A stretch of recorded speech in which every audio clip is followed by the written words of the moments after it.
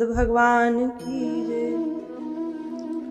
होलिका दहन पर हम सबको एक कार्य अवश्य करना चाहिए। ये कार्य किसी विशेष के लिए नहीं है, सब भाई इसको कर सकते हैं। होलिका दहन जो पर्व है, हम इस पर विचार करें तो मालूम पड़ता है कि होलिका दहन पर भक्त प्रहलाद की रक्षा हुई और जो उनकी बुआ कही गई है होलिका, वो स्वयं जलकर भस्म हो गई।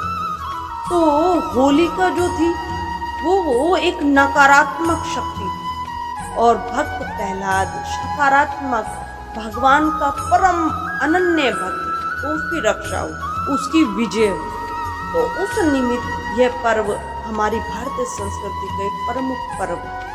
तो यदि इस पर हम एक उपाय करते तो हमारे घर में खुशहाली आती, सुख शांति बनी रहती है और जो भी भाई लोग हैं अर्थ की दृष्टि से भी वे भी दिन प्रतिदिन तरक्की करते हैं। और ऐसा भी माना जाता है कि घर में यदि हमें ऐसा फील होता है कि कोई नकारात्मक शक्ति का प्रभाव है, जैसे बहुत माताएं आ जाती और कहती हैं कि हमारे घर में ही कुछ ऐसा है कि अशांति बनी रहती है, शांति नहीं रहती है, कुछ घर में मन नहीं लगता है, पैसे भी आते हैं वह भी सब चले जाते हैं, कैसा प्रभाव है हमें नहीं पता है। तो हम ज्यादा न विचार करते हुए इस एक उपाय को अवश्य करें। ये उपाय है कि एक पानी का नारियल जैसा होता ही है, बस उसमें पानी होना चाहिए, पानी वाला नारियल लेकर आए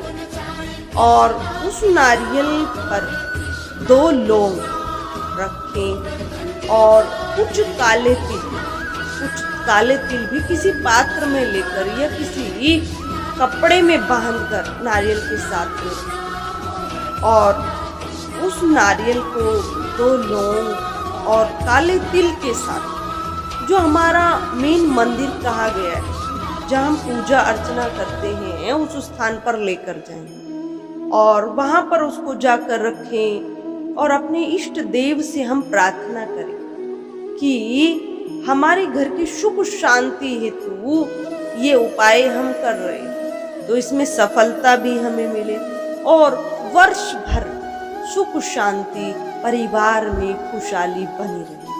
तो प्रार्थना हम भगवान से करें। उसके पश्चात संध्या के समय हम उस नारियल को, लौंग भी उसके साथ में रहें और वो तिल भी, काले तिल साथ रहेंगे। संध्या के समय अपने जो घर हमारा है उसके चारों कोनों में उसको घुमाएं। तो घुमा कर ये कार्य भाई ही लोग ही करें, माताएं इस कार्य को नहीं करें। तो अपने घर के चारों कोनों में उसको घुमाकर, और जो हमारे आसपास में ही होलिका बनी रहती है और समाज में बनी रहती है, जगह जगह कॉलोनियों में होलिका बनी रहती है, तो वहां पर जाएं और किसी से कोई वार्तालाप न करें, ले जाकर उस होलिका के मध्य में बीच में उसको रखकर किसी से वार्तालाप न करते हुए घर आए और आचमन करें या स्नान करें, तब अपने घर के अन्य करें। तो यदि हम ऐसा उपाय करते हैं, रात्रि में जब उसमें होलिका को अग्नि लगाते हैं, जलती है, तो उसके साथ वो जलकर भस्म हो जाता है। तो यदि हम इस कार्य को करते हैं, ये किसी के लिए कष्टकारक नहीं, परंतु अपने जो घर की ऊर्जा है, एक वातावरण है, तो वो सुंदर बन जाता है। यदि कोई नकारात्मक शक्ति का प्रभाव है तो वो नष्ट हो जाता है और घर में खुशहाली भी आती है और प्रगति की ओर हम जाते हैं, घर में का वातावरण सुंदर बन जाता है। तो यदि हम ये उपाय करते हैं तो वर्ष भर जो अकाल मृत्यु का भय है वह भी नष्ट हो जाता है।